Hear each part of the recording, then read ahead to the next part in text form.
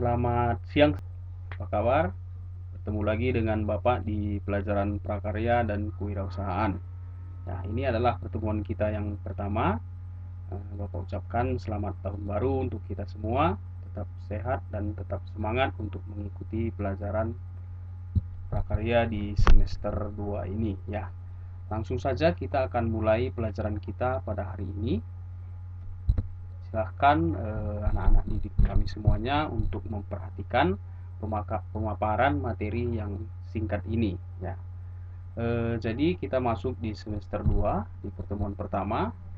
Sebelum kita mulai pelajaran kita, Bapak ingin menunjukkan materi yang akan kita pelajari selama semester 2 ini. Nah, semester 2 ini kita akan belajar mengenai wirausaha kerajinan dengan inspirasi objek budaya lokal. Nah, dan yang akan dibagi menjadi 5 pokok bahasan. Nah, ini sama dengan semester 1. Nah, kita akan diawali dengan perencanaan usaha kerajinan dengan inspirasi objek budaya lokal. Nah, yang kedua itu kita masuk dalam perancangan dan produksi. Nah, jadi untuk yang pertama kita merencanakan, yang kedua adalah perancangan dan produksi. Nah, kemudian yang selanjutnya yang akan kita pelajari juga adalah perhitungan biaya produksi. Dan selanjutnya pemasaran seperti biasa dan evaluasi hasil kegiatan. Nah, bedanya di semester 1 kita belajarnya adalah bukan objek budaya lokal melainkan budaya lokal yang bersifat non benda. Cukup jelas ya, ini ada di buku paket kalian nanti akan Bapak share buku elektroniknya. Nah, bab pertama kita akan belajar mengenai wirausaha kerajinan dengan inspirasi objek budaya lokal. Nah, ini adalah tujuan pembelajarannya, nanti kalian bisa baca di buku saja. Bapak hanya menampilkannya saja di sini. Langsung saja kita akan masuk ke dalam pokok pembahasan kita, yaitu mengenai budaya tradisional. Apa saja itu budaya tradisional? Ya, budaya tradisional itu adalah ini sebenarnya sudah kita pelajari di semester pertama. Ada yang bersifat non benda dan ada yang bersifat benda ya. Ada yang bersifat non benda kita sudah pelajari di semester 1, dan sekarang kita akan mulai mempelajari budaya tradisional yang bersifat benda atau artefak atau objek budaya.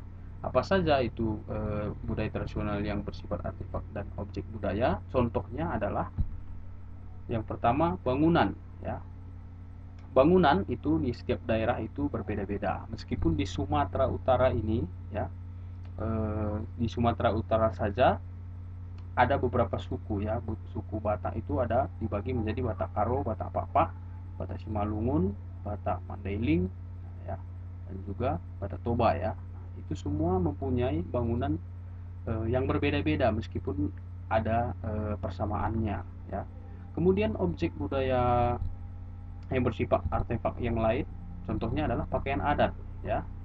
Pakaian adat juga berbeda-beda. Kemudian ada juga alat musik, senjata dan lain-lain. Nah, ini masih banyak lagi. Yang lain-lain ini sebenarnya masih banyak lagi. Nanti kita akan pelajari. Nah, tetapi jadi kesimpulannya adalah budaya tradisional yang bersifat artefak itu adalah budaya tradisional yang mempunyai wujud atau fisik yang dapat diraba. Beda halnya dengan budaya tradisional yang bersifat non benda ya. Bapak mengulang sedikit, budaya tradisional yang bersifat non benda contohnya adalah pantun, cerita rakyat. Nah, itu merupakan hasil budaya tetapi tidak ada objeknya, tidak ada bendanya, tidak ada fisiknya. Nah, mungkin cukup paham ya, cukup sederhana pengertiannya. Jadi Bapak rasa kalian semua sudah bisa mengerti. Kita lanjut. Nah, ini adalah contoh-contoh dari budaya tradisional yang bersifat artefak atau objek budaya. Nah, ini rumah adat Papak Barat sudah tidak asing lagi menurut kita semua ya. Ini adalah rumah adat Karo ya, rumah Siwalu Jabu. Ini rumah adat Simalungun dan Toba ya. Dan ini ada rumah adat Nias ya. Tetapi ini adalah replikanya yang ada di Taman Mini Indonesia Indah ya.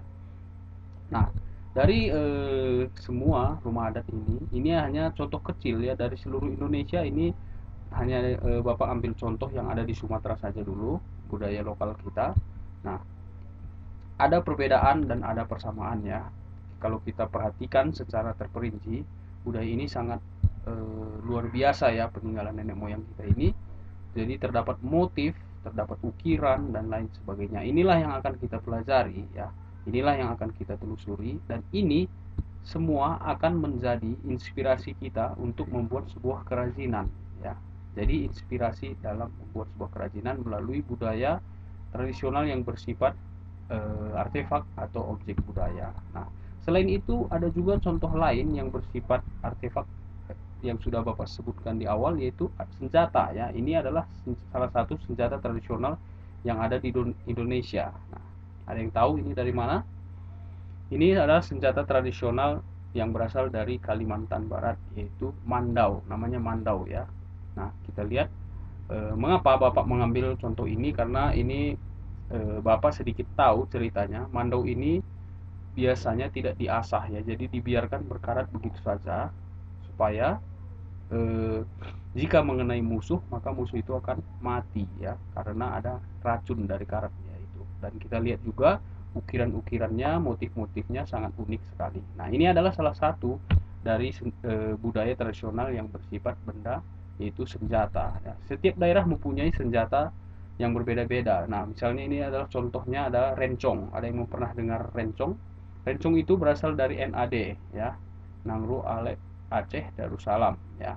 Ada keterangannya di bawah sini, yaitu mirip pisau dengan gagang yang khas. Rencong juga punya sejarah yang kuat di Aceh karena termasuk kekuatan kala melawan penjajah yang datang. Sampai sekarang masih digunakan sebagai senjata perlindungan diri dari kejahatan. Beberapa di antaranya masih menggunakan sebagai jimat untuk keselamatan. Nah, ini adalah rencong ya. Jadi nanti dari setiap daerah juga ada. Papak Barat juga ada, Parang dan lain sebagainya. Nanti kalian searching ya, nanti kalian cari tahu. Kalau di daerah Karo itu ada namanya tumbuk lada. Nah, itu pun senjata tradisional, objek budaya yang bersifat artefak ya. Kalau di daerah Jawa itu ada keris ya, dan lain sebagainya ya. Nah, mungkin cukup sekian ya untuk pemaparan materi pada pertemuan kita hari ini. Bapak rasa kita bisa dapat mengerti, dan nanti kalian bisa baca lagi di buku paket kalian ya, di halaman pertama sampai halaman 5. Nah, untuk tugas kalian di rumah sebagai latihan supaya kita juga tidak lupa akan pelajaran ini, kita akan ada latihan, yaitu mencari ya, ini tugas individu ya, ragam objek budaya lokal. Cari tahu tentang objek budaya lokal apa saja yang ada di daerahmu. Nah, di daerah kita yaitu di daerah Papua Barat, objek budaya lokal apa saja yang ada. Nah, tadi Bapak sudah jelaskan objek budaya lokal itu contohnya apa saja, rumah adat dan sebagainya. Kemudian tuliskan jenis-jenis objek budaya lokal tersebut, nama atau judul, serta disertai penjelasan singkat. Nah, nanti kalian buat formatnya seperti ini ya, di buku catatan kalian. Nah, ada judulnya, nama daerahnya, contohnya seperti ini. Di kolom pertama ini ada objek budaya lokal, misalnya motif ukiran kayu, namanya apa ya. Kemudian penjelasannya bagaimana, maknanya apa. Nah, contohnya ya, Bapak beri contoh satu, karena kita ada di Papua Barat. Nah, misalnya contoh budaya lokalnya itu adalah motif. Nama motifnya apa? Gerga Persalimbat ya. Ini kalian sering lihat ya, motif ini ada di rumah adat. Nah, gerga persalipan ini ada penjelasannya. Hiasan ini melambangkan persatuan dan kesatuan atau kekeluargaan.